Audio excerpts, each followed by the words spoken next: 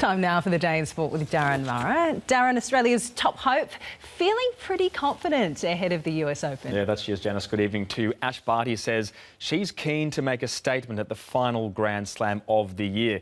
This US Open will see a countdown clock implemented to speed up play between the points.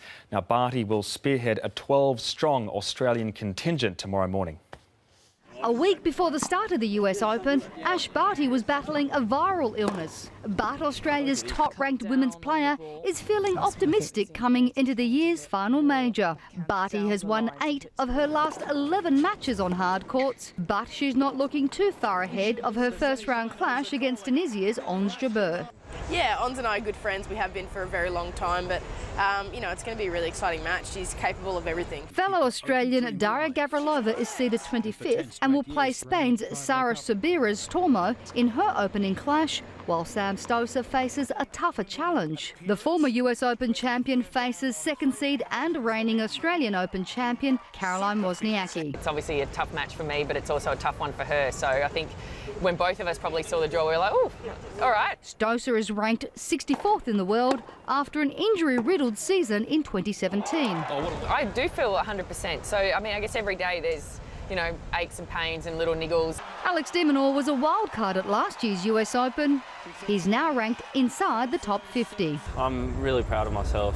I'm in it on my own efforts, and you know, it's great. It's a completely different feeling for me.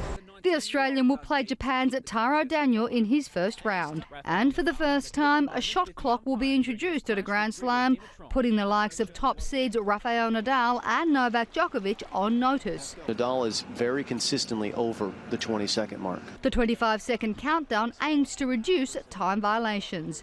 Daniela Intilli, SBS World News.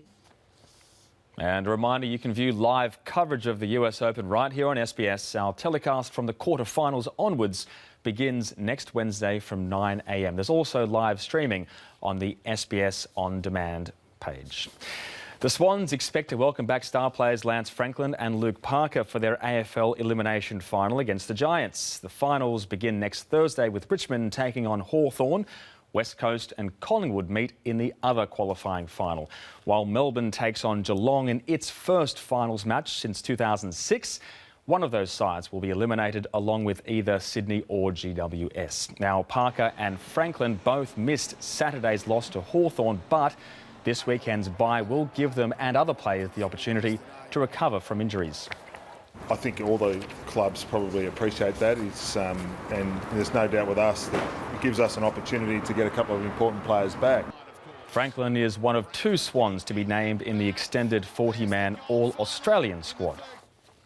Roosters captain Jake Friend has jumped to the defence of Dylan Napa after the prop accepted a 3-game suspension by the Match Review Committee. Napa accepted the sanction for leading with his head in this tackle on Andrew McCulloch in the Roosters' loss to the Broncos on Saturday. Now, Friend says, for the most part, Napa is one of the league's best hitters. Plenty of tackles that we all watch and love, and he's on nearly every highlight reel for big hits, and we all love those. And there's plenty more of those than, you know, the 2 that we're talking about now. The Roosters will be looking to bounce back from defeat to Brisbane when they face Parramatta in their final match of the regular season. Chelsea has continued its perfect start to the Premier League season with a thrilling win over Newcastle. Watford also made it 3 wins from 3 matches, accounting for Crystal Palace, while Fulham picked up its first victory of the campaign. It was a dramatic final 15 minutes at St James's Park. Eden Hazard put Chelsea ahead from the spot. Newcastle hit back in the 83rd minute when Josello headed home DeAndre Ledlin's cross. The goal was given despite Yedlin appearing to elbow Olivier Giroud. 4 minutes later, the Blues were back in front. Marcos Alonso's shot deflected in off Yedlin, leaving the Magpies winless. To golf, and Australia's Cameron Smith has a good chance of reaching the Tour Championship finale despite falling short in New Jersey. Smith finished in equal third at the opening event of the US playoffs. American Bryson DeChambeau won by 4 shots to claim his 3rd PGA Tour title.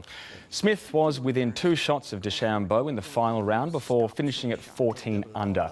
The Australian jumps 37 places in the standings to number 16 now. And fellow Queenslander Adam Scott recorded his second straight top 5 result on the US tour, while DeChambeau moves to the top of the rankings after finishing at 18 under for the tournament. To be able to hold a lead and keep the lead for the whole time. I was getting a little close and a little tight there mid-round. To be able to push forward and make a couple putts when I needed to was great. The top 30 progress to the Tour Championship in Atlanta, while the top 5 seeds have a shot at the $13 million bonus. Three-time NBA champion Luke Longley says the 2-match series against the USA next year will bring Australia closer to an Olympic medal. The Boomers faced Team USA at Docklands Stadium in August of 2019. Longley says you've got to play the best to be the best. Meanwhile, the NBL has unveiled the playing strips of all 8 teams for this season. It coincides with the launch of the league's first ever online store.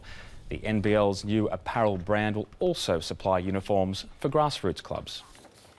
Sebastian Vettel has reduced Lewis Hamilton's lead in the Formula One Championship standings after winning the Belgian Grand Prix.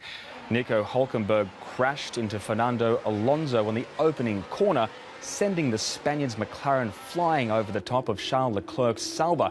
Now, Leclerc escaped unhurt, but he praised the Halo safety device, of course. Vettel passed Hamilton on the opening lap and would go on to finish ahead of the Briton. The German now trails the defending champion by 17 points. Very smooth race. Lewis pushed very hard, especially in the first stint. Towards the end, he was very fast. In the second stint, they could turn everything down a little bit and control the pace. But yeah, great weekend. Australian Daniel Ricciardo failed to finish the race. The Italian Grand Prix gets underway next weekend. Busy day in sport, Jess. It sure has been. Thanks, Darren. Coming up, the weather details and the final curtain for the master of Broadway.